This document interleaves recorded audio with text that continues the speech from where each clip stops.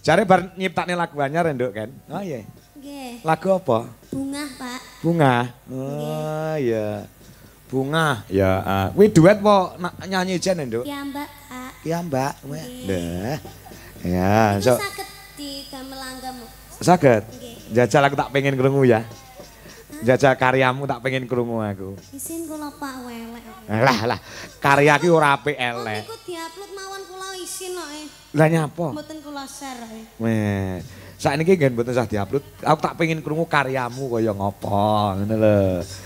Pelok Pak Slendro. Ketingale pelok. Oh, larasnya petot.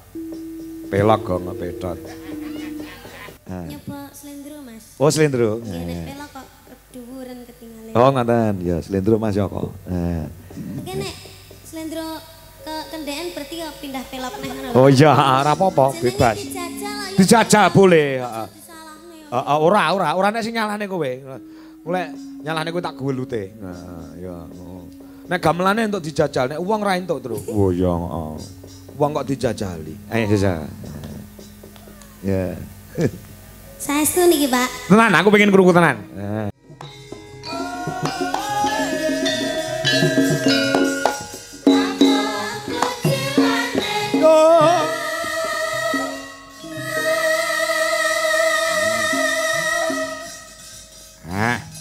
Coba sing sepuh panjenengane Ibu Rini Rahayu sing wis cara dene mungkur anggone dadi piyai sepuh merga putra-putrine wis anambut silane ngakrami tegese mung karek menikmati hidup ya kok. Heeh, Mbak Rini wis mungkur. Ya heeh. Wingi bar mantu terus disekuyung kanca-kanca. Wah ya heeh, Dwijo Laras Indonesia. Nek kancane duwe gawe iki disengkuyung bebarengan ya, Tru. Ya. Hanyelai, monggo Bu.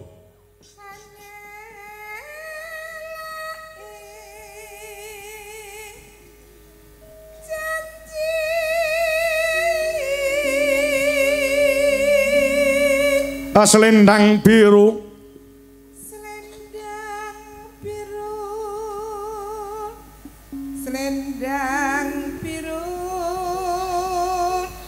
Among enai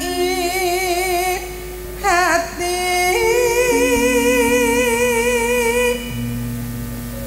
Noratakan batin setiam. Kakung swara gedhe sareng. Ya.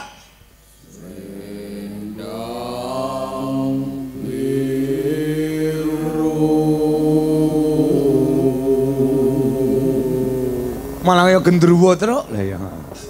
Gen ora apa jenenge kuwi rekoso lek nyuwara cilik. Heeh. Dasare pirang-pirang dina, Prai. Oh, ngono. Tak pirang-pirang dina mbacut. Wah. Iya. Kowe manut karo perintahe karo rejeki sing diparingi karo Gusti Allah, Tru. Ade saya tuwa ya, Tru. Oh iya, heeh.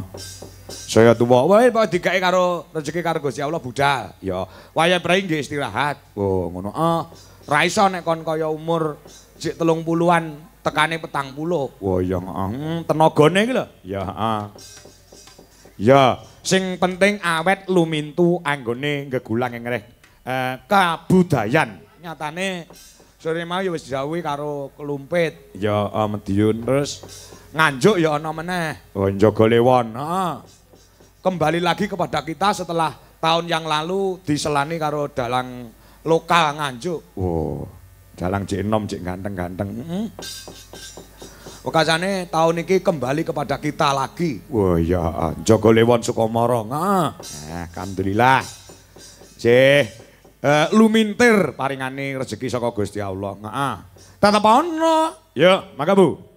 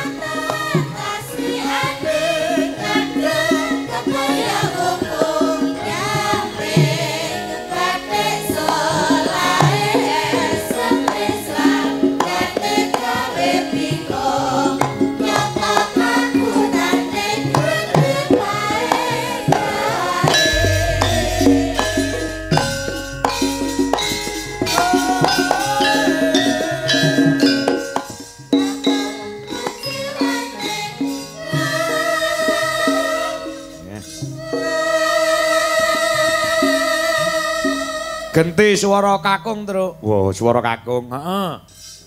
Sapa? Yo, aku nyuwun suarane anu si Puguh. Wah, Puguh. Adine bojoku ya adiku terus. Wah, iya. Ya. Iki uga kanca-kanca para YouTuber sih kepareng padha lek-lekan gong. Mosok? Wah, tenan ket sore mau. Luar biasa. Lah cek sakmene kae cek komplit. Wah. Luar biasa. Heeh, wah.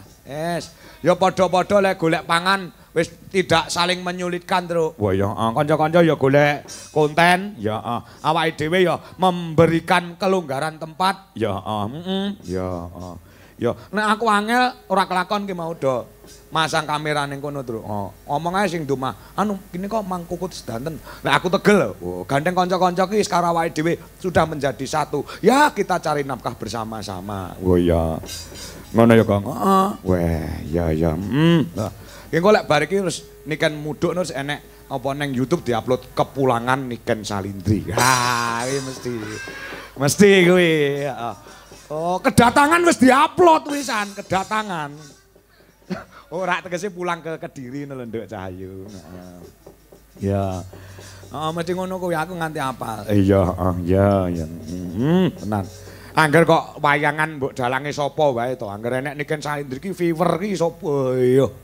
Iki mau ki aku nganti kaya wong ngimpi. Lho duwe Jolares Indonesia kok penontonnya nganti 6.000. Biasane ki 250 lho. Wis Niken Salindri munggah 6.000. Wah, jan. Kudu tak dol. Channelmu to? Oh, biyen arep nek wong nuku adituku kangge ngeslot. Aku ya aja, aku ya ngono. Nyengklaki, nyelaki gong. Suara nyengklaki terus. Ya, ya. Anyelaki janji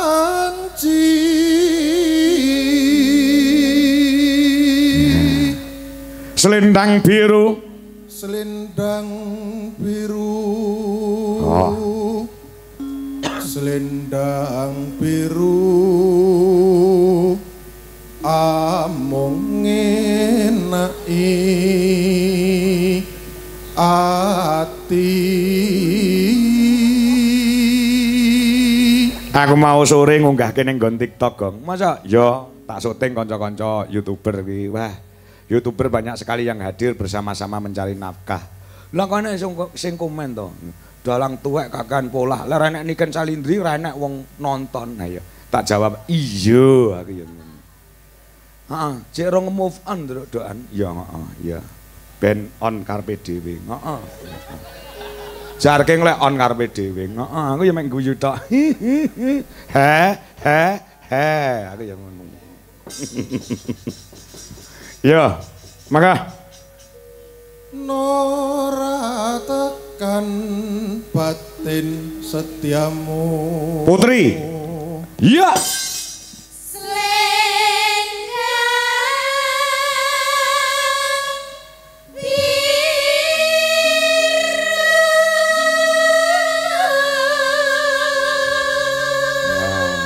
Luar biasa kanca-kanca semangat. Wah, semangat.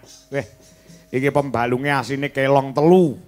Ning nyatane Mas Ardi, Mas Guruh mapan nggon balungan juga luar biasa. Ket sore aku matro watap aku. Tak tung luning. Wah iki tekan ngendi iki ya? Iya pancen ya. Si Tommy pamit pembalunge mergo sesuk-esuk duwe gawe, Mas Sutik ya ngono, Mas Edi Kitun nek sibuk gawe tabuh. Terus iki tujune lho duwe Jolaras lho tujune. Sing balungke wis inti-intine sing demung iki wis padha pamit. Aku lek wis sae niki seneng. Sesuk meni ora patek akeh enteke. Ya, coba. Yuk. Tatapan. Suwuk guru Pak. Ya. Tatapan janjimu selendang biru. Banyak sekali yang berkomentar tadi limbuannya terlalu panjang, terlalu lama. Yuk. Aku sadurunge lek wis matur. Bahwasannya Mas Komet karo Mas Dodok kuwi kersane ngurunggon limbukan tok. Nek genduk Niken Salindri kuwi konsisten sampai goro-goro, terutama dalange iki aku. Oh ngono ya. Ngono ya, Tru. Ya, iki nyatane sakyahene si parang lungguh mergo wis suwe uga ora jagongan karo mboke utawa Bu Dewi Kurniawati. Kangen aku krungu kabar nduk Niken ora nganggo leren le tanggapan. Wah, seneng ora jamak. Ah iya, bunga anakku saya kuncara saya anjayeng bawana. Ya, mergo dongane wong tuwa sekarone sing pendak dina iki mengiringi kesuksesane nduk Niken Salindri. Wah iya, iki janji lah aku matur. Ngopo? Nduk Niken kon nyuwara utawa kon nembang sing klasik. Aja dikira Niken Salindri iki isone ngur lagu Lestari, lagu Pujaningsih, lagu Ayang-ayang. Heeh. Ning aku wis methuki dhewe wis cilik bahwasannya iki klasike ya luar biasa. Oh, ngono. Heeh. Mula ditampilke. Wah iya, ditampilke kon nembang klasik sik. Heeh. Karo lenggah sik. Ya, heeh, ya. Nduk, Ken. Wis ngantuk urung, Nduk? Dereng. Dereng nggih. Mripatmu ya puadang no. Padahal niki wau tas mimi obat watuk lho, Pak. Apa ya? Biasanya kan kalau minum obat batuk itu kan efeknya ngantuk itu kan Berat ya nanti. Heeh, ning nyatane mripatmu jek putih. Enek ireng-irenge barang. Dadi ngene, Nduk. Awakmu semangat sebabnya apa bengi iki awakmu semangat banget? sebabnya pun dangun boten derek jenengan. Nggih. Kalian menghormati Pak Suhadi minangka Sokibul Hajat gitu. Luar biasa.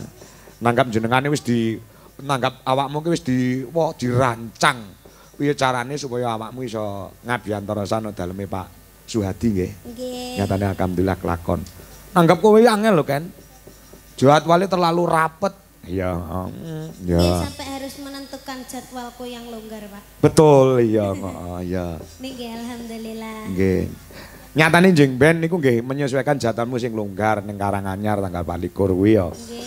Sak longgarmu kapan nyatane sing nanggap ya gelem tegese awakmu iki diterima karo masyarakat, diterima karo penanggap. Alhamdulillah, nggih, Pak. Nek ora ketrima mesti alah golek sinden liyane mesti ngono kuwi. Dalang ya seperti itu, nek ketrima ya manut karo dalange. Nek ora ketrima ndelalah tanggapan murah dibatalke. Nek jenenge ketrima ki dalang ora iso golek tanggal liyane ya gelem sing nanggap, nggih ta? Nggih. Nembang apa saiki Cayu? Monggo niki Jineman sik ngono ta? Mas. Para pinisepuh tasik pareng lenggah ke lho, bapak-bapak. Sik kepengin buktekne Niken Salindri kon nembang klasik iso apa ora? Loh, malam hari ini atau pagi ini dibuktikan kepada masyarakat. Ora mung sing lenggah ana daleme Pak Suhadi, saha Bu Adik ning akeh sing isih pareng mirsani wonten ing channel YouTube uga ana ing TikTok ki ning Dwija Laras Indonesia isih 3.500 sing nonton awakmu. Lho, kaya ngono kuwi. Lah ya biasane 50 lho, ya heeh. Jineman apa nak? Cahayu. Jineman mijil ketoprak nggih. Oh, pelak napa silindro? Pelak. Pelak nggih. Nah, ya deh. Ayo Mas. Yokohama. Ya, coba. Topi Yongban. Ngono kae ya? Nggih, Pak. Ya. Iki nderek ajar nggih. Mungkin nek salah ampun ditukani lho. Oh, mboten sampean iki anakku ge ayu. Lek salah ora tak seneni beda karo sing cungpe kae salah kekrek cangkeme.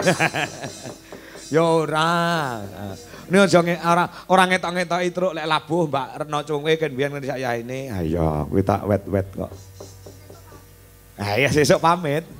Besok kira nyanti-nyanti kok. Iya, coba kayak apa? Topi yang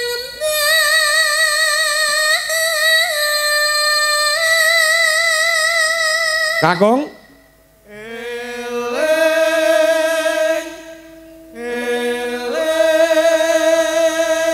Sesuk nek kundur salam go. Bapak Soleh kelawan Mamah Wiwin ya. Iki mau melu ora? Mboten. Oh mboten. Nggih. Jaga adik.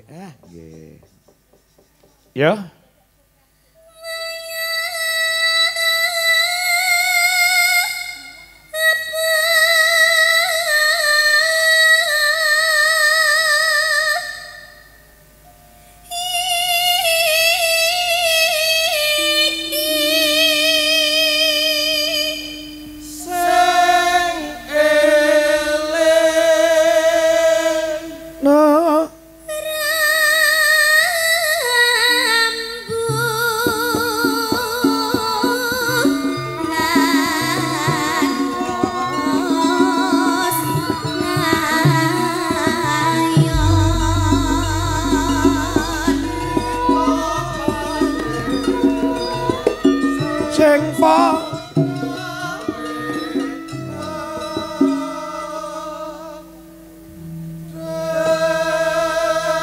mau Caca kok parikane rapas to, Truk? Sing ndi to? Pipa pabrik sing padha prihatin. Iki dudu parikane wangsalan, Gong. Ngono ya pipa pabrik iki entuk dene Kustin, ya ta? Mula pipa pabrik. Ya. Sing padha prihatin entuk dene Kustin. Wow. Pipa montor apa kuwi? Aja gawe repot apa kuwi? Kenal pot? Iya ya Kang. Pipa banyu apa kuwi? Mlaku alon-alon apa kuwi? Paralon? Wah iya bener. Pipa uwong apa kuwi Kang? Aja gampang lali. Apa pipa uwong kok aja gampang lali? Ali-ali.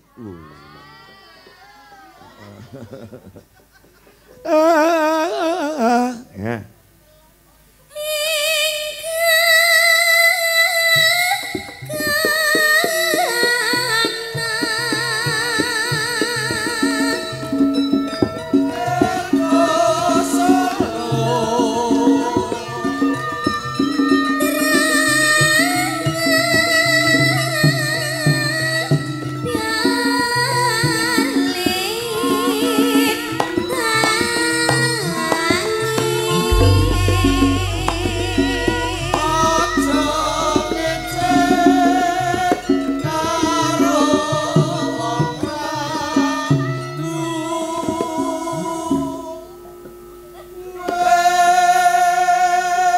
Lanjut.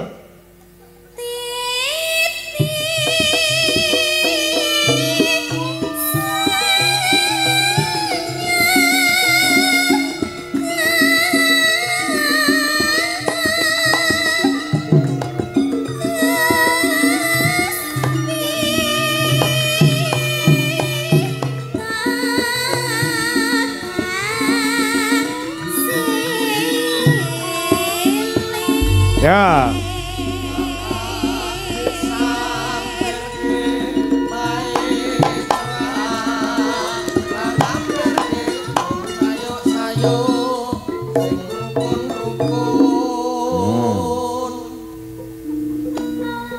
Lajeng.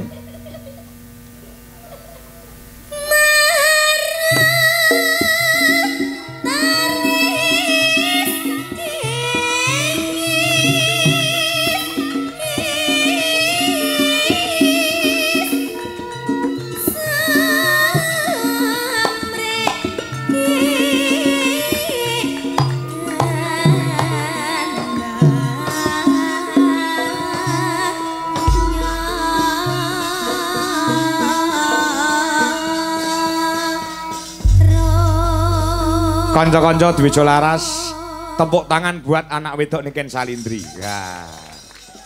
Luar biasa loh, klasik barang ya dipangan. Loh, piye to? Lagu iki lagi digawe, karo Niken wis dipangan. Oh iya. Jare bar nyiptakne lagu anyar Nduk Ken. Oh iya. Nggih. Lagu apa? Bunga, Pak. Bunga. Oh iya. Bunga. Ya, kuwi duet apa nyanyi jen Nduk? Ya, Mbak, Pak. Iya, Mbak. Nah. Ya, so saged didamel langgamu. Saged. Nggih. Jajal aku tak pengen krungu ya. Jajal karyamu tak pengen krungu aku. Isin kula Pak welek. Lah, karya ki ora apik elek. Niku diupload mawon kula isin kok. Lah nyapa? Mboten kula share. Weh, sakniki ngen mboten usah diupload. Aku tak pengen krungu karyamu kaya ngopo, ngono lho. Pelok Pak Slendro. Ketingale pelok. Oh, larasnya petot. Pelok kok petot. Pelok kok petot, bagongnya omong angger luwe omong gampang kleru itu. Alah. Kowe mau ora ngetok-ngetoki dikeki daharan karo penjane Pak Suhadi. Wah, jangan sop. Wah, tempe, terus apa ke mau urang. Weh, luar biasa. Matur suwun Pak Suhadi. Mugi berkah dumateng panjenengan sak keluarga. Nggih. Amin. Ya, langgam nduk jajal sak langgam kok gen ditutne karo Mas-mas Dwijo Laras Indonesia, tak pengen krungu Bapak. Nah. Ya, coba buka celuk. Ayo kanca-kanca konsentrasi. Walaupun baru pertama kali ning tak kira kanca-kanca iso. Ndak iso lagu Ngawi Rama. Oh. Kayak mergo nek mondol kok. Nek mondol mbuh nek ngene. Nyoba slendro, Mas. Oh, slendro. Nggih, nek pelok kok dhuwuren ketinggalan. Oh, ngoten. Ya, slendro Mas Joko. Oke, nek slendro ke kendean berarti ya pindah pelok neh ngono lho. Oh iya, ora apa-apa, bebas. Dijajal lah ya. Dijajal boleh, heeh. Disalahne. Ora nek sing nyalahne kowe. Golek nyalahne kowe tak gelute. Nah, ya. Nek gamelane entuk dijajal, nek wong ra entuk terus. Oh iya, heeh. Wong kok dijajali. Ayo Desa. Ya. Saestu niki, Pak. Tenan, aku pengen krungu tenan. Nah, ya coba. Nyada aku ngalemoning aku tresnaku ning kowe rasamu tak eling janji-janjiku mong kanggo sliramu dowong bagus jantong atiku waktu-waktu kang mesti saksi sliramu sliraku dadi siji nyawang endahe sandi wong loro dilakoni jejer wong loro kaya dewa dewi bungaku nganti jroning ati kami sing balik tanti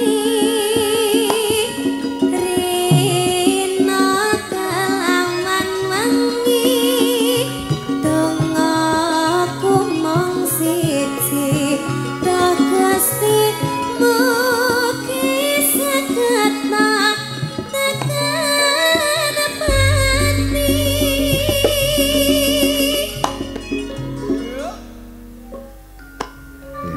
Piye, Mas Dujo Laras nabuh lagek pisan lho. Wis pas urung? Dereng. Dereng to. Oh iya. Wis susu lek pas, Nduk. Wis susu lek pas. Cacah lek pertama pancen rada ngawur-ngawur piye ngono dadi. Lek susu lek ping pindho ping telu lek pas karepe dhewe. Nah, iki nggone. Tapi niki pun radi menyatu loh. Menyatu lah nggih. Nggih. Heeh. Sudah bisa mengikuti. Ada chemistry ya? Iya.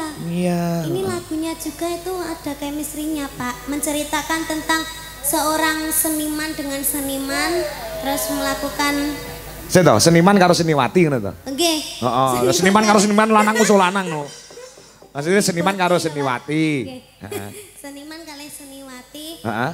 Mungkin terus pacaran terus menyaksikan keindahannya seni berdua. Oh gitu. Kuwi sapa? Aktore sapa kuwi? Aktore sapa aktore? Aktore rahasia, Pak. Oh rahasia. Iki jane lagu sket biyen opo? Lagi metu iki. Bang. Kok ora ditok-tokne kan ben nyapa?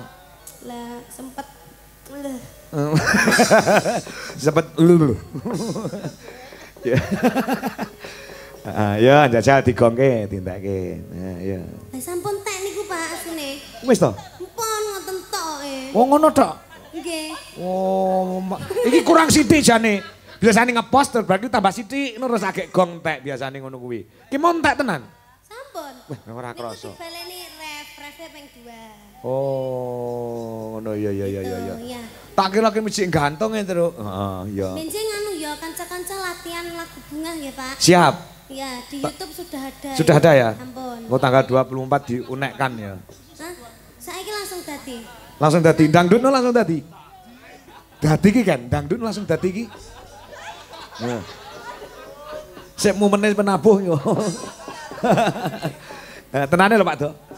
Oh dadi. Mas Ardi wis nyatet notasi to, Mas? Kudune wis iso. Ardi ki. Kayaknya aku mau nyanyi dicatat pisan. Wah ya.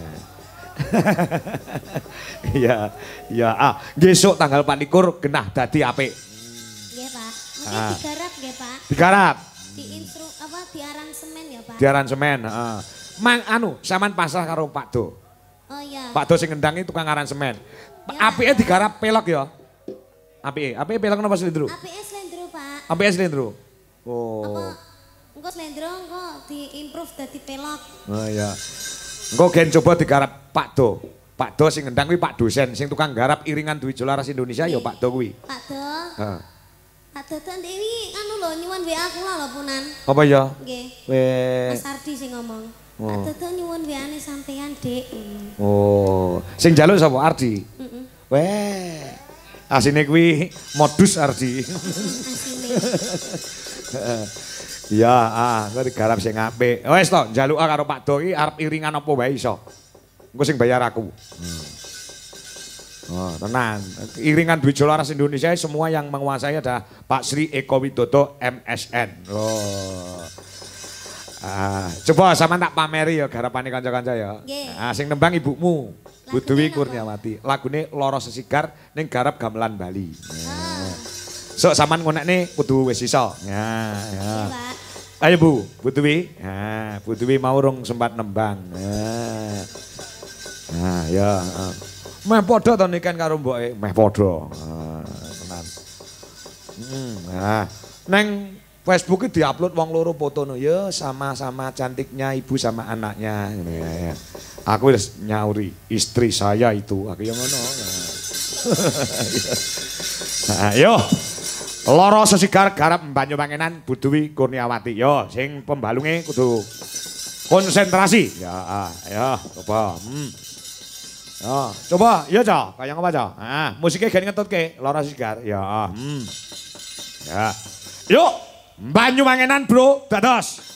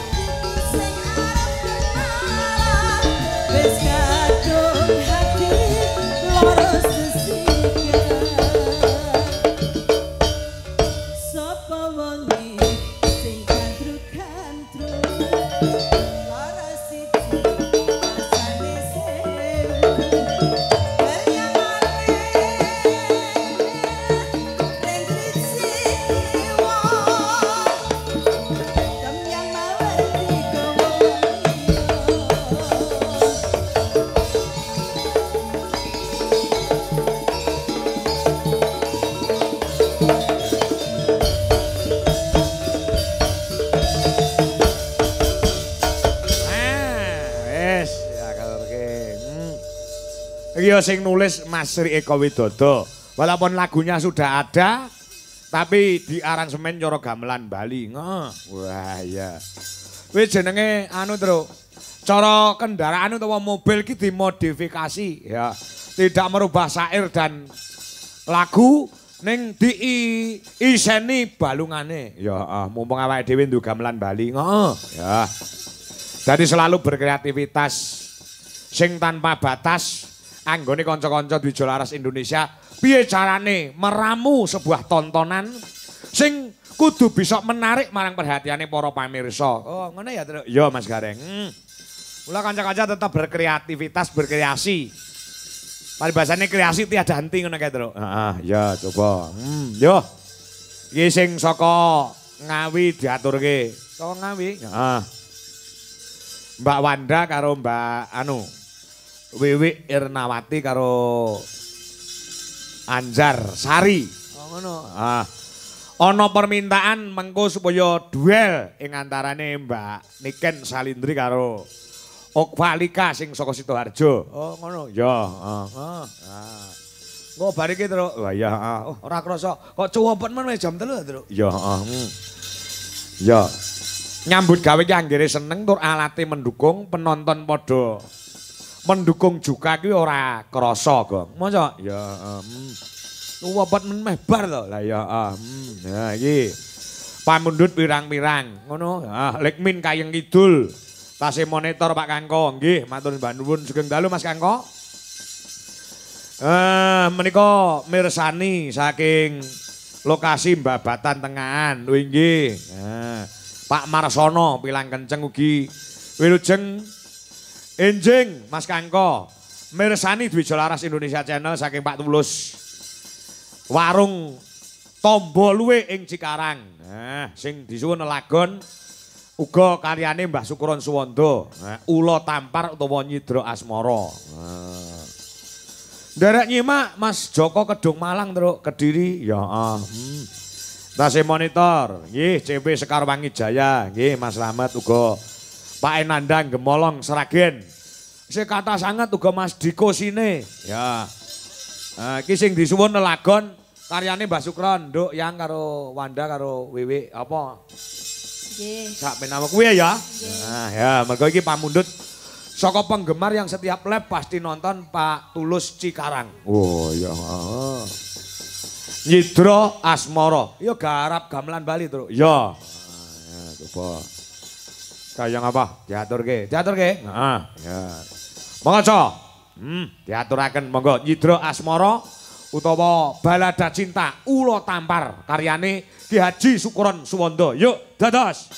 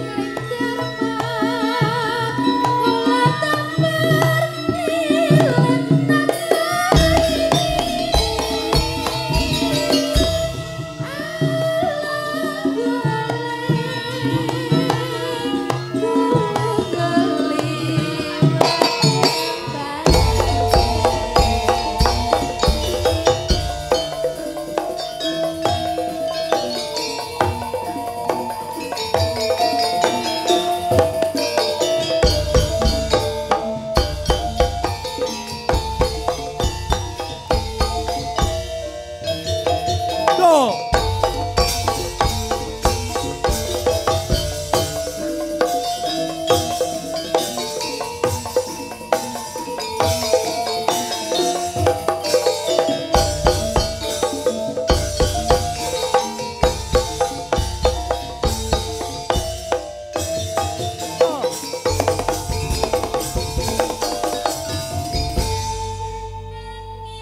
Pur. Mas Joko bilang kenceng tasih ngebiar wonten lokasi. Matur sembah nuwun.